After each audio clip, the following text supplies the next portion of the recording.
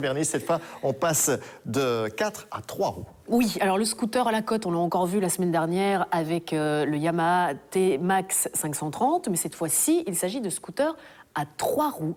Après le Piaggio, le premier du genre, voici le Quadro italien. Quadro, une nouvelle star est née.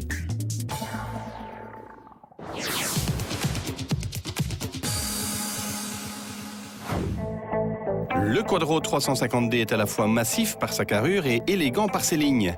La double optique avant offre une bouille sympathique, mais le Quadro se caractérise surtout par ses énormes roues avant de 14 pouces. Du coup, l'inédit train avant hydraulique est particulièrement mis en valeur.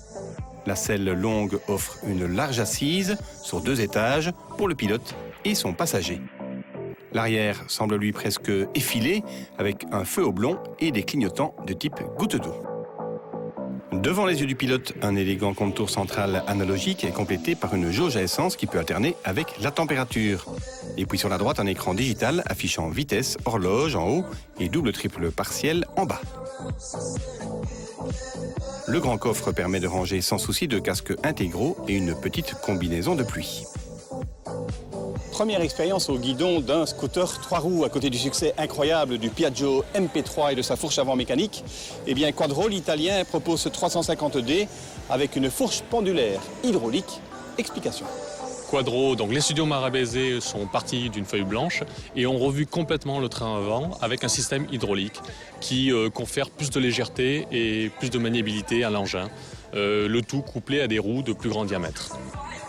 Bien posé sur ses 2 roues avant, maintenues horizontales sans béquilles, grâce aux freins de parking, on s'installe confortablement à bord du Quadro 350D.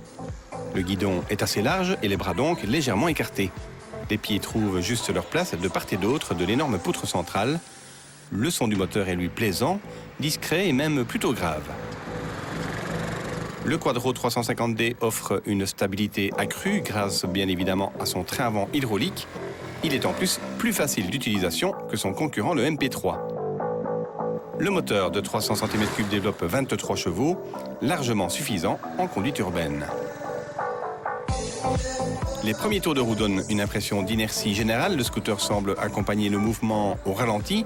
C'est un peu déroutant pour le motard, habitué à avoir une direction très légère et très réactive, mais on s'y fait très vite. Le Quadro autorise un angle de plus de 30 degrés d'inclinaison, même à basse vitesse, impressionnant. Et puis d'un simple coup de gaz, le tout se redresse naturellement, sans le moindre effort. Vous deviez donner les grands atouts de ce scooter 3 roues pour les candidats acheteurs. Qu'est-ce que vous diriez? C'est le permis voiture qui donne accès à ce véhicule, quelle que soit la cylindrée. Ça, c'est le premier avantage. Ensuite, évidemment, c'est la stabilité. Plus de questionnement, plus d'hésitation sur l'équilibre naturel et précaire des 2 roues. Pas d'anxiété particulière lorsque la route est humide ou est glissante. C'est quand même un bon gage de sécurité. Il est vrai qu'il faut un petit temps d'adaptation pour se sentir à l'aise au guidon du Quadro 350D. Prendre des angles de plus de 30 degrés à basse vitesse, c'est pas vraiment courant. Nous avons demandé à un collègue, Frédéric Debacker, lui qui roule régulièrement en 3 roues, de vanter les mérites d'un tel engin. C'est un avantage surtout quand il fait mauvais, en fait, puisque ça offre une capacité de freinage beaucoup plus stable et beaucoup plus importante quand il pleut, quand la route est mouillée. Et ça permet aussi de ne pas avoir une seule roue sur les rainures de bandes blanches ou des jonctions d'asphalte sur l'autoroute. Donc à ce niveau-là, c'est intéressant. Et contrairement à ce qu'on peut penser, les 2 roues avant n'empêchent pas de passer entre les fils de voiture, puisque c'est la largeur du guidon qui détermine le fait de pouvoir se faufiler ou pas. On dit que c'est un véhicule à vocation essentiellement urbaine. On peut faire un peu plus que de la ville avec ce genre de scooter? Oh, tout à fait. Moi, j'ai été assez étonné par les capacités de reprise et la puissance disponible avec ce moteur. Il n'y a aucun problème pour faire un bout d'autoroute ou un bout de ring. Il faudrait juste avoir, à mon sens, une bulle qui remonte un petit peu plus haut pour être mieux protégé des remous et du vent notamment. Le Quadro est d'ores et déjà en vente en Belgique et plus spécialement à Bruxelles. Il reste à parler du prix. Ce n'est pas un achat innocent, c'est un petit budget de 7 000, 7 200, 7 300 euros.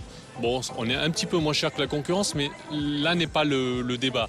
C'est avant tout un véhicule qui n'est pas égoïste puisqu'on peut le considérer comme la deuxième, la troisième voiture du foyer, parce que par définition, toute personne habitant ce foyer et titulaire d'un permis voiture peut accéder à cet engin, peut le piloter avec un apprentissage tout à fait simplifié. Alors le succès de ces scooters 3 roues du type du Quadro 350D est dû à leur facilité d'utilisation avec la possibilité de ne presque jamais mettre pied à terre et puis bien entendu à la législation car seul un permis B suffit pour les conduire. Voilà une solution intéressante pour ceux qui ne sont pas encore convaincus du 2 roues.